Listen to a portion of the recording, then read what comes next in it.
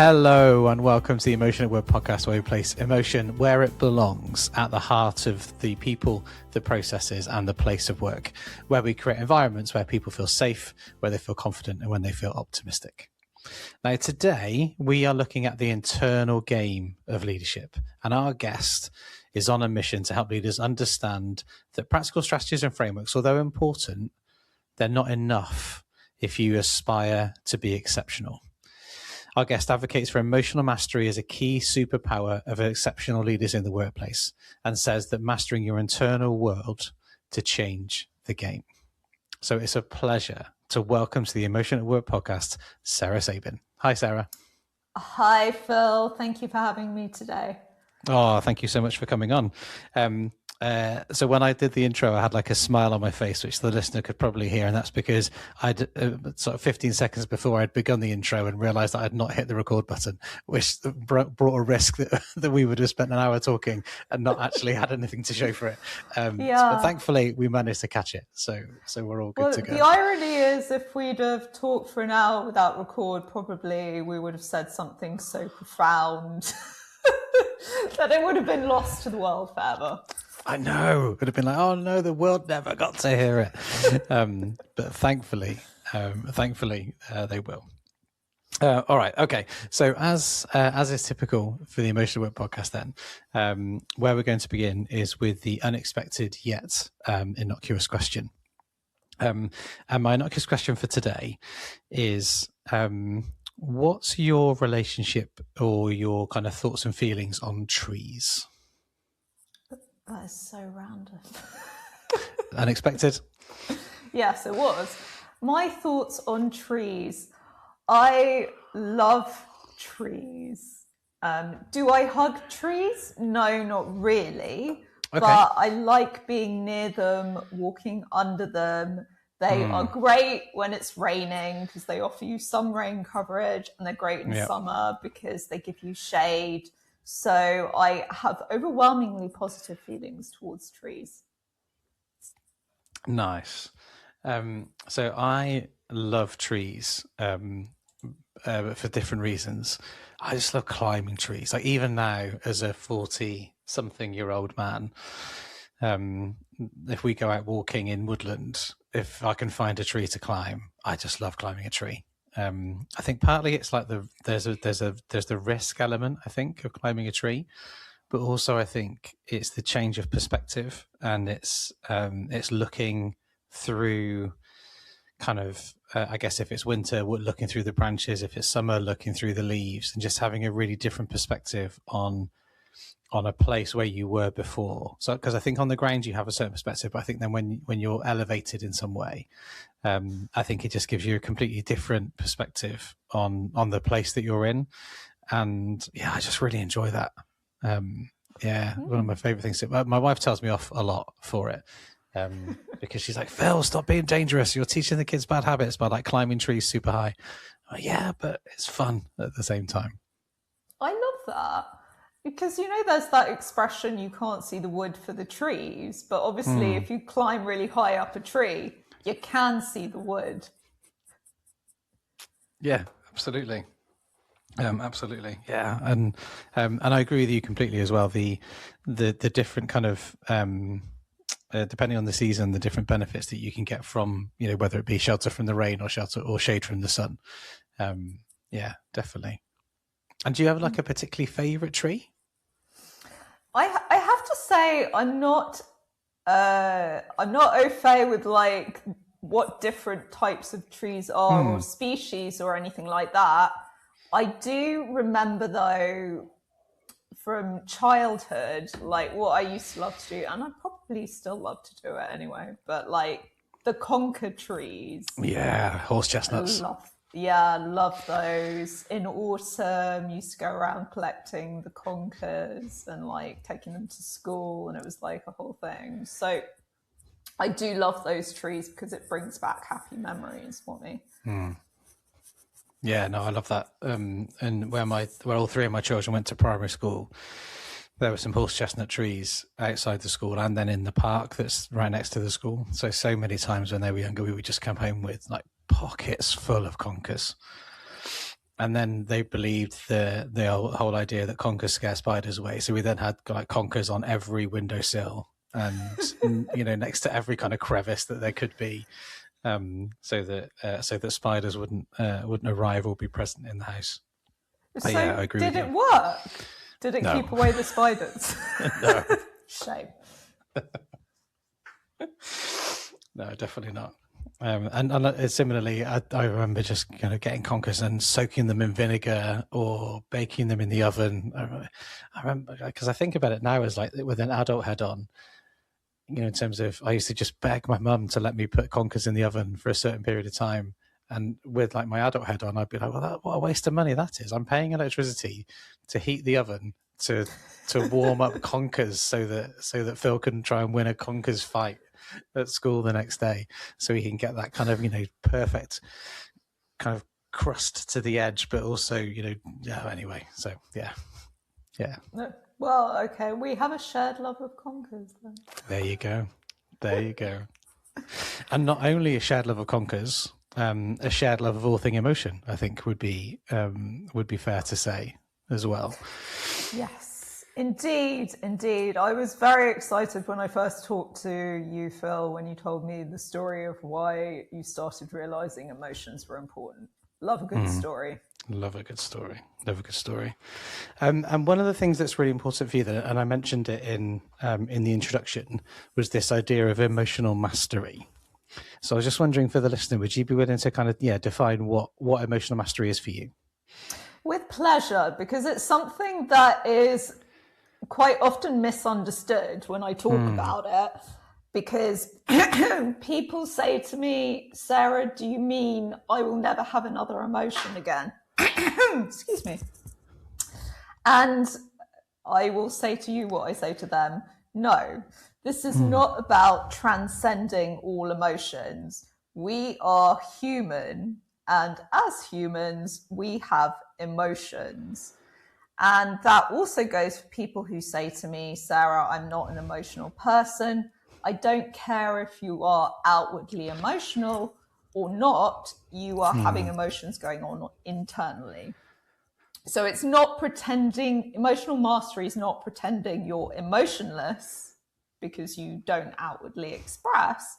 It is basically an awareness of emotions and not resisting emotions, plus knowing how to deal with them in the moment, and also doing that deeper work around emotional regulation so that you are in a state of emotional neutrality more of the time.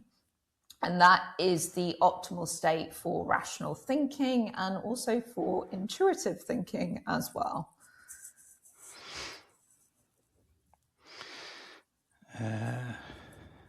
There's so much in there I want to ask about. Okay.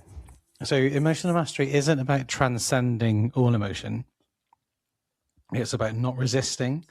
It's about kind of engaging with or dealing with and then regulating those emotions that you might be experiencing on a moment-to-moment, day-to-day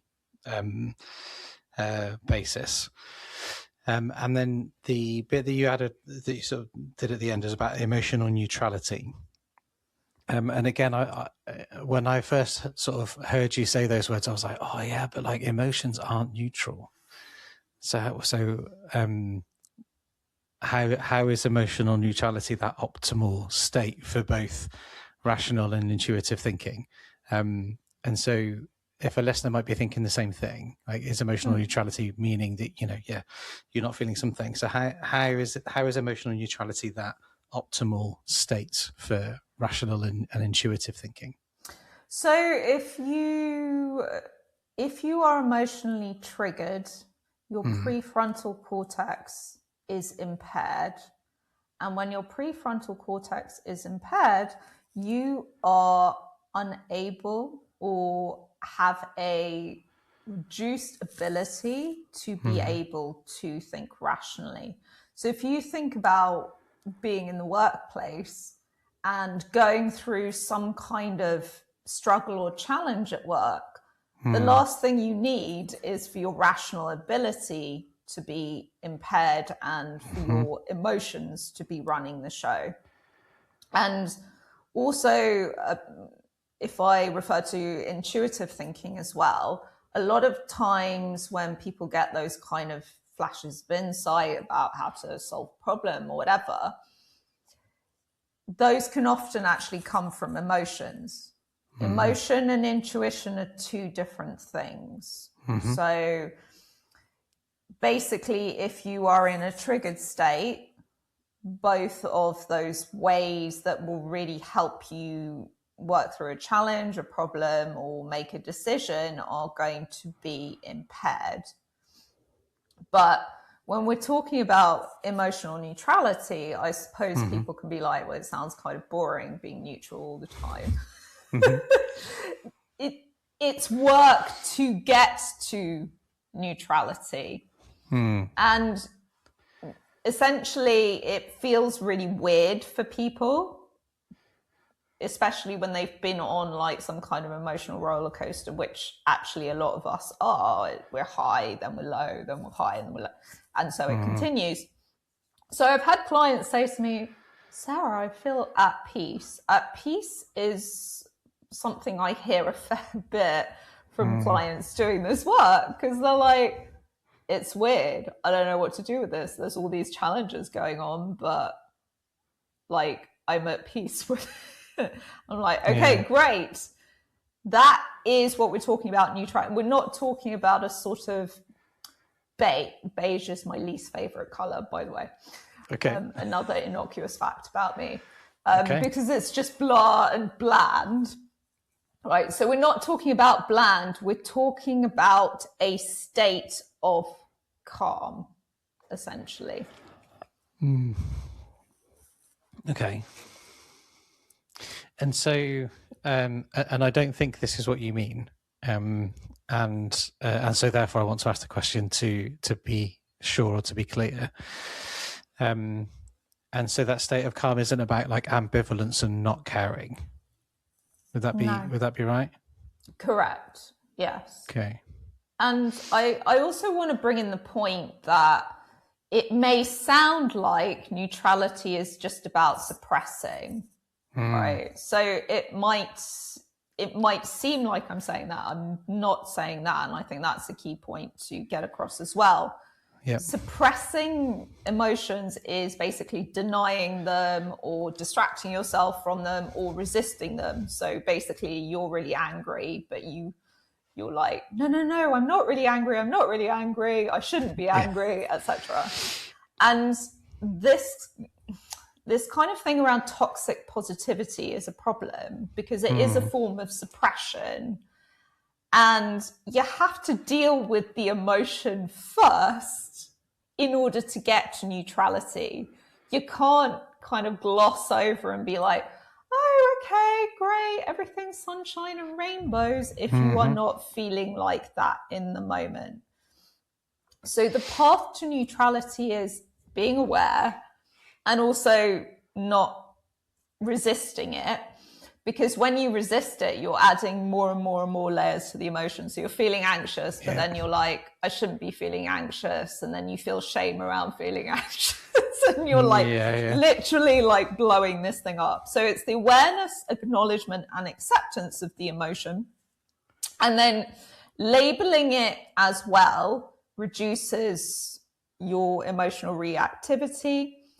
And then it's about releasing or processing, of which obviously there are different ways that you could do that. But that's how you get to this place of neutrality. And obviously the more you practice that and the more you do it, the more naturally that kind of happens, because you stop being afraid of emotion. So many of us are just really scared of emotion. Yeah, definitely. So I really like that description that you just gave. So the path is awareness, acknowledgement, and acceptance of the emotion, and labeling then what you're feeling, and then the kind of release or the processing of whatever that emotion is or what that feeling is in that moment. And the more you kind of tread that path, the easier that path is to find. Because I agree with you completely. I think sometimes that path can be really difficult to find. So I was in a coaching session recently with a client, and they were talking about how they were feeling about something that's happening within their organization. And we spent a good, I don't know, I felt like a good 45, 50 minutes sort of trying to disentangle the different elements of what they were feeling. So what they were describing was a feeling, which was sort of a feeling of pent up energy and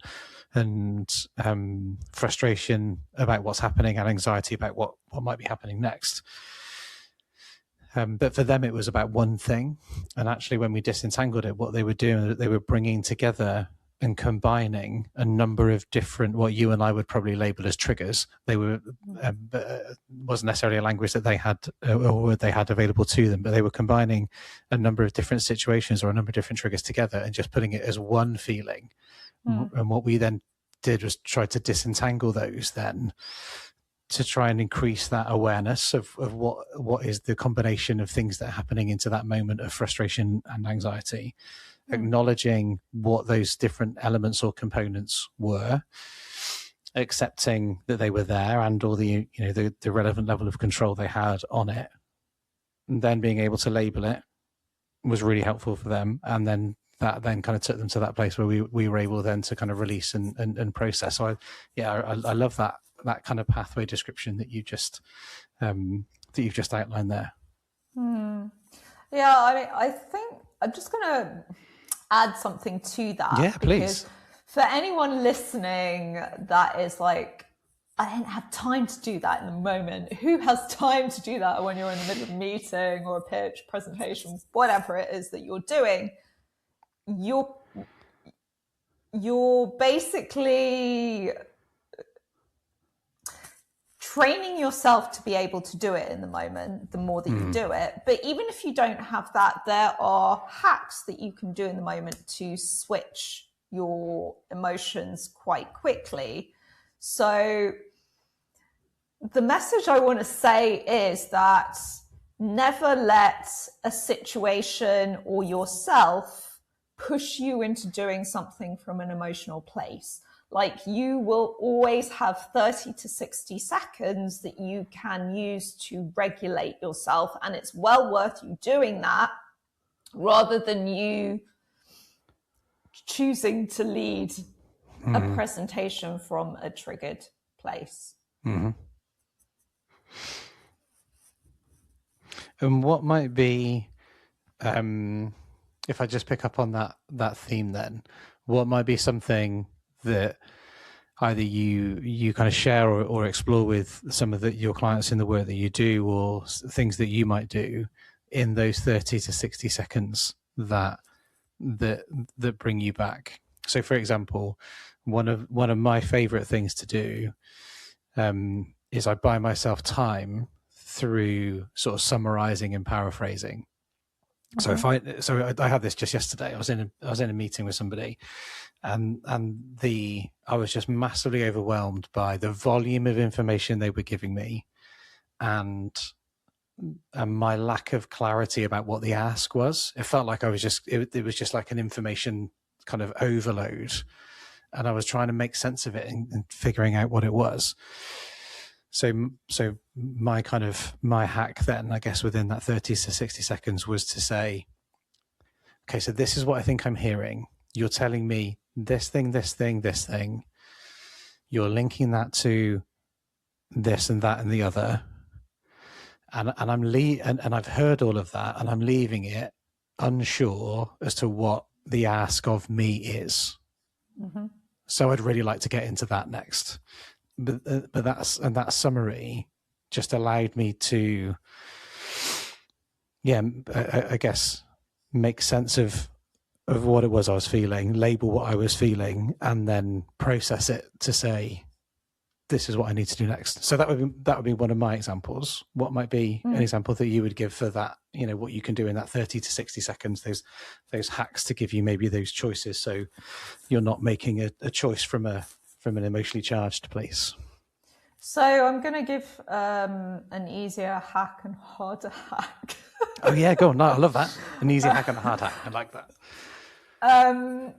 Because, and I'm also going to clarify, like, what each person does might vary from person to person, etc. So this is an individual thing, but as a general overview, a hard hack, let's start there. Yep. Is to remember the power of a pause. Okay. It is so uncomfortable to do. I'm actually trying to I'm doing it now as I'm speaking. Being able to pause for 30 seconds, not speak, is actually a real power move anyway.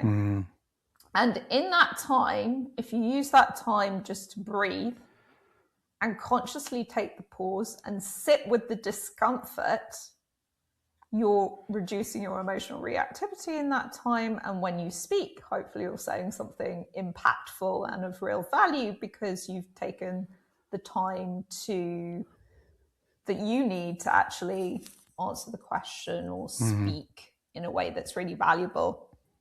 And an example of this is Elon Musk. Whether you love him or you hate him, if you watch him in an interview, the interviewer will ask something and Elon Musk will just pause for however long he needs. He is not going to speak until he is ready to speak. And that is to make sure that, what he's saying is sensible, rational, whatever, but also it's a power move, right? It's like, I'm going to do this when I'm ready, not when you're ready. I appreciate, though, for a lot of people, that's the harder route, but you can practice with smaller pauses to start with, maybe not 30 seconds, but maybe 10 seconds. So that's the harder hack. Easier hack, before you go into whatever situation you're going into, meeting or a presentation, whatever it happens to be, 30 seconds doing a mental rehearsal of how you want that meeting to go is really helpful. So when athletes are about to, let's say they're a runner, right? Just before they are taking off their run, it's very common that they do this kind of mental rehearsal where they visualize this run that they're going to do. Now, when we do that kind of mental rehearsal, the brain actually doesn't really know the difference between imagination and reality. And during that time, we're using the time to really see ourselves perform well during whatever it is that we're doing. And that can also include things going wrong. People are asking you questions and you handle it flawlessly because you are someone that can cope with any challenges. So that's a very simple piece that can actually be slotted together with other pieces as a hack, but it's fairly simple for most people to spend 30 seconds just doing that before they go in to do something. Wonderful. So our hard hack then, being the power of the pause, using that to breathe, to sit with whatever it is that you may be, whatever emotions you may be experiencing, so that when you do have your turn or when you do speak, you're doing it from a kind of considered and calm place.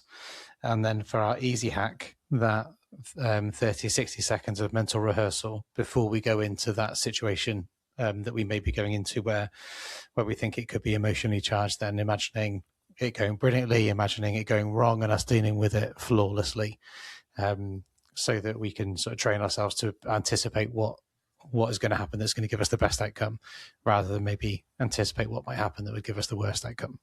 Would that be fair? Mm-hmm. That is a great summary, Phil. Wonderful. Yay. So I think linked to this then is one of the areas that we discussed sort of off air when we met before we recorded, which I find really interesting because I don't really hear people talk about it very much. And you were describing about kind of this idea of repellent energy, and of how when you feel like you really kind of need something or you really want something, it can kind of create this kind of repellent energy. So I wondered if you'd be kind of willing to explore how somebody might be able to kind of stay ambitious and driven without crossing that line into kind of pushing people away. Or maybe I need to ask her, what is repellent energy first, and then go into that question after. So I feel like I've now asked you 5 questions. So let's begin with repellent energy, shall we? Okay, yes, you might need to remind me that this question has part 2, but yes. Okay, so the only place that you may have heard this talked about, if you are that way inclined, is the woo-woo esoteric world of, let's say, manifestation. Okay. So I'm going to ground this into something very practical that people can get their heads around. Let's say you are really feeling like you need a promotion at work. I have to get this promotion. I have to get this job title because I have to be at this place by this age. Why do people want that? Well, quite often it's a form of validation. If I don't get to this by this stage, I'm crap and I haven't achieved enough in my life, etc. So you might think, well, who cares, right? You might think, well, I'm needy, but I know that. Or maybe you don't even know that. A lot of people don't know that they are needy. But if you are using words like need, have to, etc., I'm going to tell you are needy. Okay. So you might think that you're hiding this, but it is coming across in various ways. So non-verbal communication, we can't control parts of non-verbal communication because evolutionarily we're designed to pick up on certain bodily signals from other people, and it's quite hard to be able to control that as a needy person. And it's also often coming across in aspects of how you actually verbally communicate. So maybe the tone of voice you use, the speed, the way that you answer questions. So rather than taking a pause, you're like rushing to answer as soon as possible because you're like, I need this, I need to impress this person. I've also heard a coach use the expression needy is creepy. Okay. Which is literally one of my favorite expressions ever. Because, as I said, it always comes across. Now, I'm going to put it into a couple of practical contexts so that people can get their head around it. So let's say you're out in the dating world, which I haven't been for a while, but let's say I was. And whether you're a man or a woman, you can tell, excuse me, you can tell when the other person is feeling really needy. So maybe they're texting a bit too much. Maybe you can feel like they're trying to extract compliments from you. But there's something that in the way that they're coming across that is giving off a needy, almost desperate energy. Now, when that happens, it's repellent. You don't want to spend more time with that person. And if it's coming from a place of the other person needing validation, most people don't want to actually validate someone else. And it starts to become a person that person starts to become a person that you want to spend less time with. if we look at it from a sales perspective, again, there's something about very pushy salespeople quite often that starts to repel other people. You go into an interview, you're telling yourself, I really need to get this job. And again, that is coming across because you're going to say things to impress people rather than coming from a place of genuine authenticity. So we can usually get a sense of whether there is something going on with that other person that is needy. Whether we can put our finger on it or not, it might just be this feeling of, I just don't feel good about this particular person. Yeah. So that's what I mean by this needy energy. Now, again, if you are needy, it's not a big deal. Like, first of all, be aware of it. Like, we all get needy from time to time, and you can balance that out with certain things that you can do. But first of all, I'm going to ask, does that whole definition make sense? Yeah, absolutely. Absolutely it does. And I think that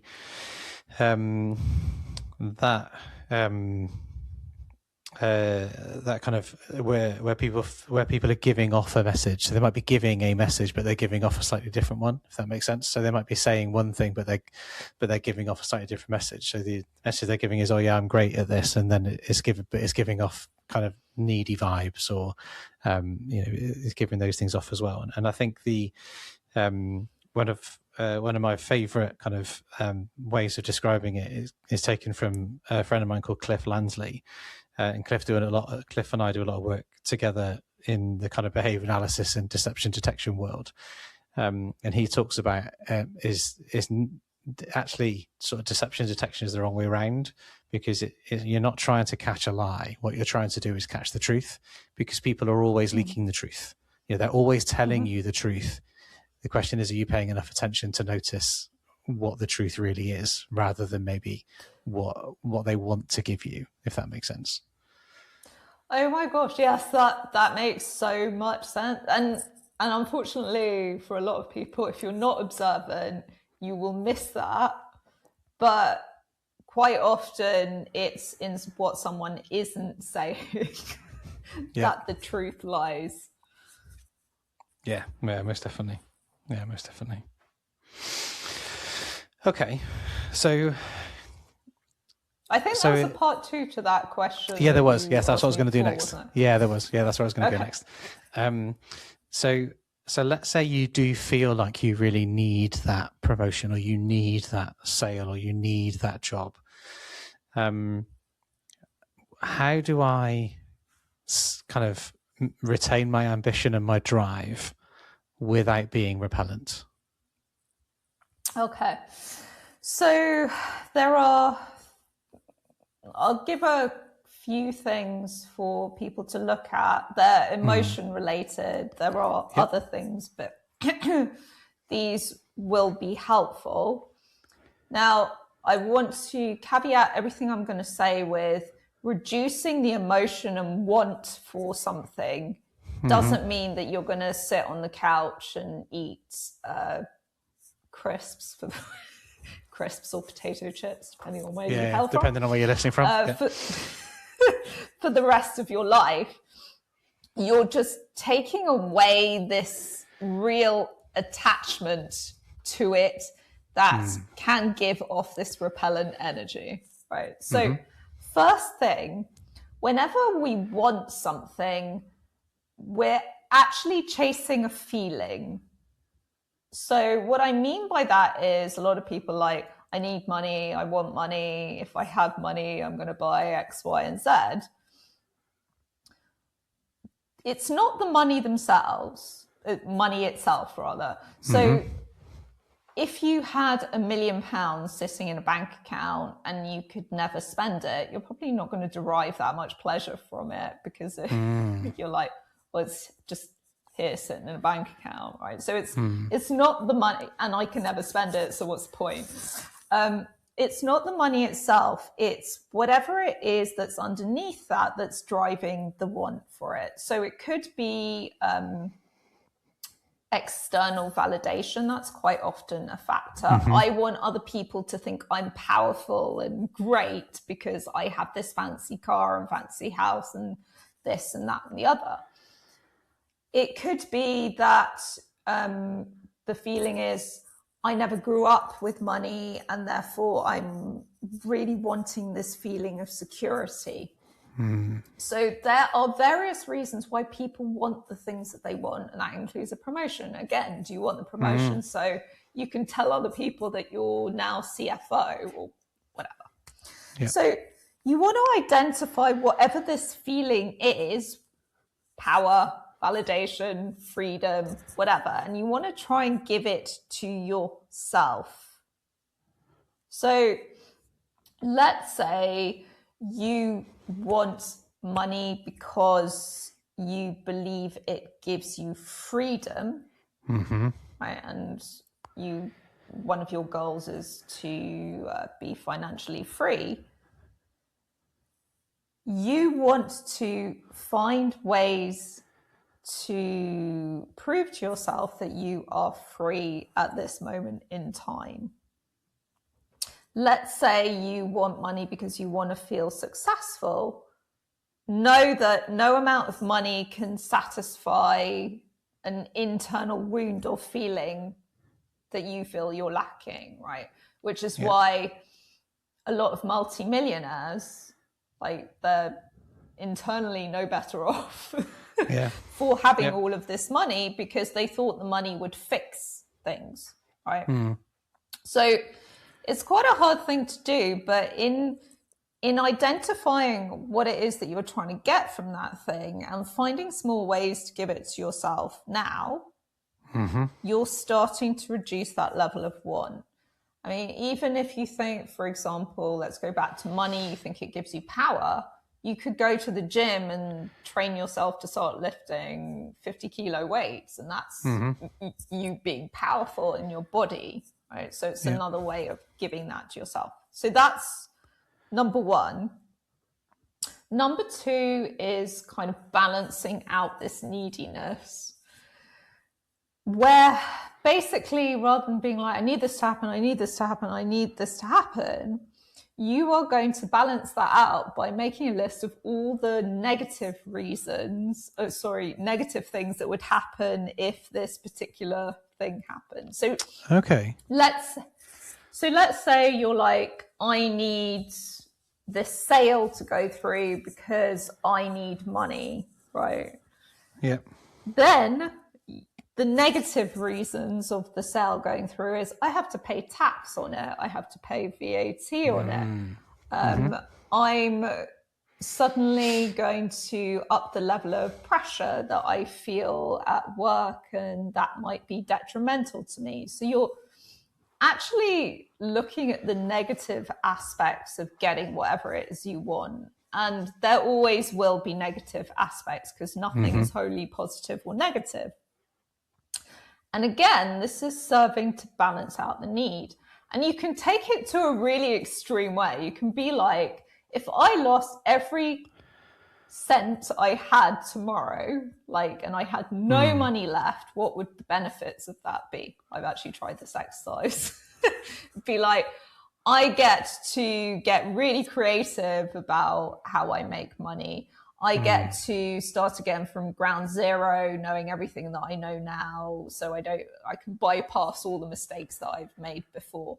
I get space to now think of $1 billion idea because I've got nothing to lose or whatever. So that again is starting to balance out the need. And then a third thing is just literally focusing on taking it step by step by step. So, okay, you've said that you need whatever it is, but there's going to be a series of steps and a process in order to get whatever outcome it is. So rather than focusing on the outcome and going down a spiral of what if it doesn't happen, you're bringing your mind back to what the steps I need to take and you're taking them. And actually that helps to reduce anxiety anyway, if you're just focusing on the next couple of steps in front of you rather than obsessing about the outcome. So that's 3 things that you can do to just kind of, start bringing down that level of neediness. Wonderful. Okay. So to summarize, if I may, then, if that's okay. So yeah. Thing number 1, find small ways to be the feeling that you're chasing already. So in the example that we had, if what money gives you is freedom, how are you already free? Where do you already have a degree of freedom in whatever it is that you're doing? Or if money's giving you security, how do you have a degree of security in what you have right now? So identifying the feeling that sits behind the thing, and then recognizing where you already have that, small moments where you already have that right now. Second one then is what are the downsides or the maybe less palatable consequences of achieving the thing? So I really need to win this piece of work. If I win that piece of work, I'm risking being too busy. I'm risking not spending as much time with my family. I'm risking deprioritizing my physical well-being because I won't go to the gym as much. I'm risking not taking kind of holidays and breaks because I'm just working all the hours available, whatever that may be. So those kind of downsides if I did get the thing that I was going to get. And then rather than focusing on the big thing, which is winning whatever that would be or getting that job, it's about, well, what are the next steps to get me to that big? What are the next steps to get me to that big thing? Okay, so I want to be the CFO. Rather than obsessing about being the CFO, let's just focus on what I need to do next to move me there, and then next to move me there, and next to move me there. Yeah, that was once again an excellent summary. I'll just add one thing on the second point, which is balancing out the need. Because if someone was to say, oh, well, what if I come up with a list that's so extensive that I decide I don't want this thing anymore? Yeah. If that happens, you probably didn't want the thing that much to start with. You just thought you did. But actually, what this does, if you do really want the thing, is simply reduce the level of attachment you have to the outcome, which frees up your mind and energy and emotions to actually go ahead and do the things you need to do to get the thing. That's a wonderful addition. Love that. Thank you. Wow, it feels like we've covered so much ground already. So we began with emotional mastery. That then took us into emotional neutrality. Thinking about the pathway then that we follow around awareness, acknowledgement, acceptance, labeling, and then releasing or processing. We talked about the different hacks that we might use along the way. Then we talked about the easy hack of breathing and the mental rehearsal, the harder hack of pausing and the power that can come from the pause. Then we talked about the kind of repellent neediness and what we can do around that. I think where I'd like to go next, and probably this is our final kind of theme before I then start to bring the episode together to close us off. And because I think the thing that underpins, or maybe a current that runs through all of those different aspects that we've discussed, is that of identity. And I mean, regular listeners to the show will know I am mildly obsessed with the role that identity has in emotion. And I think, you know, again, we talked about that kind of danger of hanging our identity on something, whether it be a job title or whether it be money or whatever it is. And one of the things that we spoke about was this idea of scaffolding and sort of scaffolding a healthy internal kind of self-esteem system, I suppose, or scaffolding a healthy internal approach to self-esteem. And what might that what might that be like, or how might people go about sort of doing that? So I often talk about scaffolding in terms of excuse me, I don't know what is going on with my voice. It's all right, don't worry, it's all good. I talk about scaffolding quite often in terms of confidence. So I'll talk first of all about what I mean by scaffolding. Yeah, please do. So most people by a certain point in their career, 30s, 40s, 50s and beyond, have built up a, let's call it confidence scaffolding, which is based on all of the things that they've achieved so far.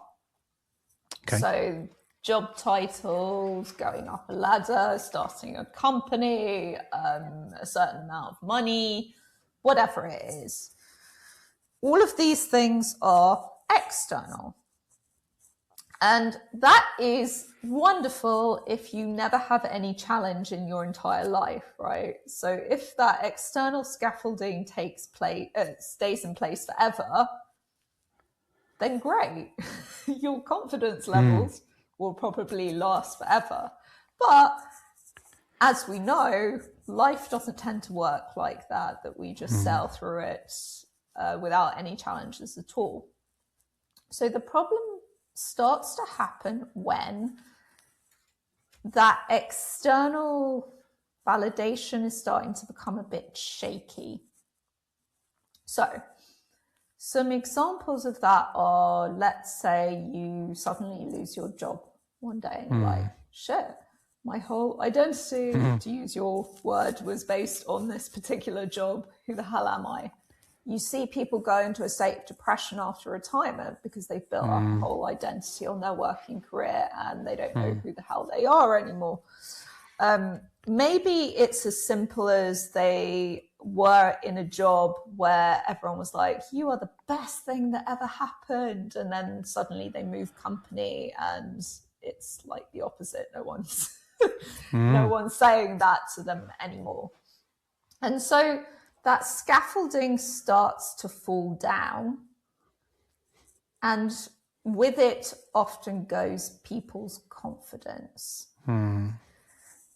So what is the key? The key is to build up a sense of internal scaffolding that regardless of what happens externally, that scaffolding stays in place. So your sense of self-esteem and confidence stays in place. Easier said than done. But if we look at examples of highly successful people, there are instances where you can see their sense of confidence could have evaporated to nothing. So maybe we're talking about a billionaire that became bankrupt one day, or some kind of massive project that didn't work out. And if it had happened to, let's say, average Joe would have been like, oh my God, it's the worst thing that's happened to me. I'm shit, everything, I'm going to give up. Yeah. Highly successful people, they have this sense of internal confidence that is almost akin to delusion, right? So you might look in and be like, how are they actually so positive right now? And you can tell it's authentic because they're not attached to what's going on in the external world. They know and feel the sense of their own self-worth. They know and feel that they may have just gone bankrupt, but they'll make it all back again like next year or the year after. And that's what really strong internal scaffolding can almost feel like. You're getting no validation and no positive input from the outside world, but it's not impacting your sense of confidence in any way. Because your sense of confidence is internal.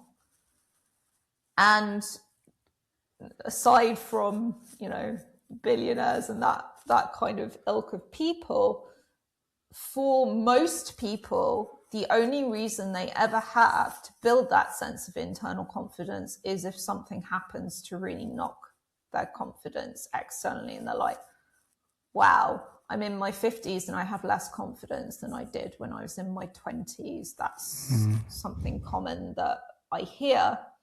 Okay. And then they're like, maybe it makes sense for me to actually build this internal sense of scaffolding so that I am not going to be as knocked or buffeted by what's going on outside of me. Wonderful. Thank you.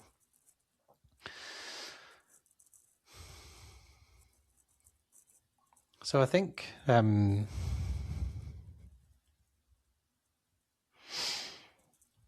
I thinking? So I feel like it, what you've just described is kind of, I think, so I'm thinking it's hit me quite hard, is one thing I'm thinking, in terms of the sort of me reflecting as you were speaking around, kind of where's the scaffolding for me then? So in terms of where's, is my scaffolding external, is the scaffolding internal? And definitely, over time, or there's been moments where those external events have, really kind of shaken me, I suppose, in a way, where things have happened externally that has then been like, oh, like, shit, like, am I actually any good at this, or am I just like, have I just been pretending for however many years I've been doing this thing for? So one of the things I'm reflecting on is, what's my kind of internal scaffold then, and how strong is that internal scaffolding for me? What's something that works for you in terms of building your internal scaffold? If you don't mind me asking, if you'd be willing to share, what are some things that you do to think about your internal scaffold and where your kind of where your internal confidence comes from? So, first of all, I'm just going to clarify one thing before I answer that question. So there are different areas of life that you could draw that scaffolding from. So family, you could have a really strong scaffolding, but work you don't, or financial area you don't. Yeah. So the only way to test the scaffolding is kind of a stress test, right? So first of all, the way that I look at external challenges now is positive after I've gotten over the emotion to do with it. Like, so something happens, I'm like, God, this is so frustrating. I can't believe I'm back here again. What the F? And after I've kind of calmed down the emotion, I'm like, great, this is a stress test for me, because I'm saying that my identity is not built on my work, but something that has happened work-wise that has stirred up this emotion in me. And therefore there is something there that is missing. Like maybe there's a crack or a fissure in the scaffolding that I can now look at to make that scaffolding stronger. So maybe one day, and this will probably be something that resonates with a lot of people, one day, for whatever reason, something happens and imposter syndrome comes up. Happens to everyone, no matter how academic or educated or successful they are. Now, if I'm prepared to look at that and be like, great, great, this has come up. This is showing me where there is a crack in, I don't know if scaffolding cracks, but there's a fissure in the scaffolding.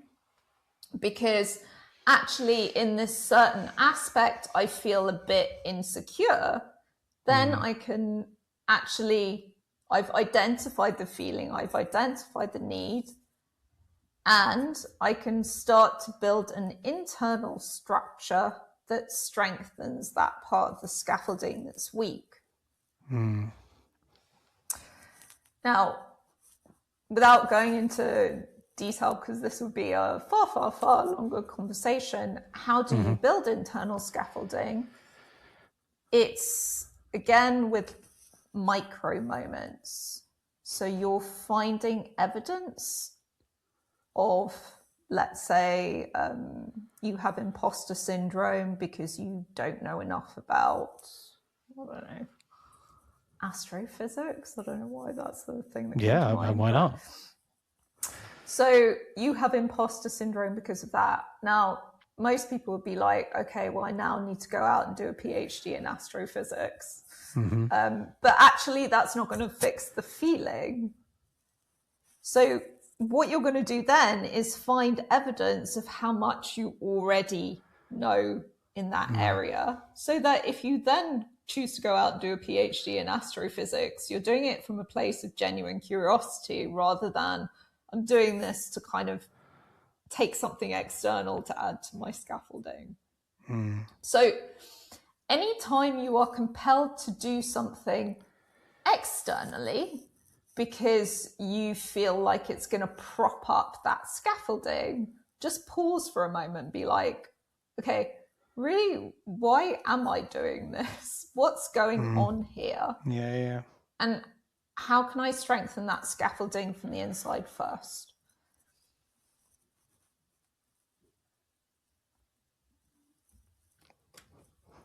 Wonderful. I love that.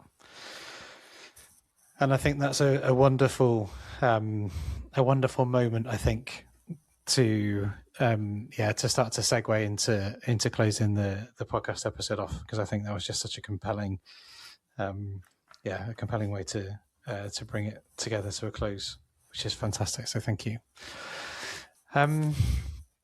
So as we move into that kind of closing off, then one of my sort of second unexpected questions then is, maybe it's too big, but I'll ask it anyway. In your kind of experience of working through emotional mastery and emotional neutrality and thinking about that scaffolding and all of the different components we've discussed, I suppose, through the show today, what surprised you along the way? Everything. Joking, not joking. No, what surprised me over the course of many years now is how much a focus on the internal world and addressing what's going on internally actually helps you externally as well. And I've seen this play out so many times. People just want to leap into like, oh, I'm just going to do all this practical strategy stuff. Again, totally needs to happen, not taking away from that. But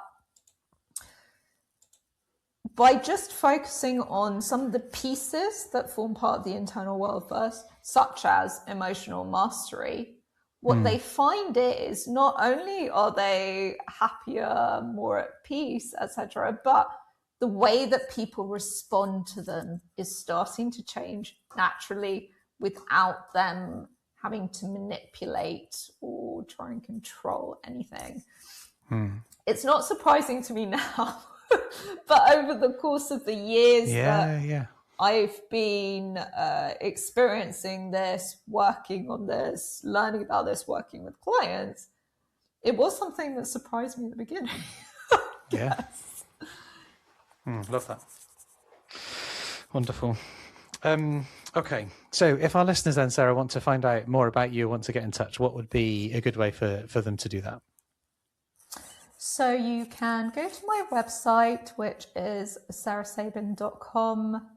Funny spelling of it, but I'm sure it will be in the show notes. It will be. And I'm active on LinkedIn. My profile is Sara Caroline Sabin. Fabulous. Yeah, and we'll put links to both of those in the show notes as well then. All right. So as we come to a close then, Sarah, is there something else or something more that you are thinking, feeling, or would like to say before we close? I would actually like to say that I really enjoyed this conversation today, and thank you for having me on the show. It's a great pleasure for me to just have space to talk about topics I'm passionate about. So thank you. Oh, that gratitude is most definitely reciprocated. Thank you so much for being so willing to share your insight and share your thinking. And for me personally, both through this episode and I'm sure when I listen back in the edit, there's going to be loads I'm going to take from it. So I think this is going to be an absolute corker of an episode for the listeners. So yeah. All that leaves me to do then is to say, Sara Sabin, thank you so much. Thank you so much for coming on the Emotion at Work podcast. And yeah, we'll see you soon.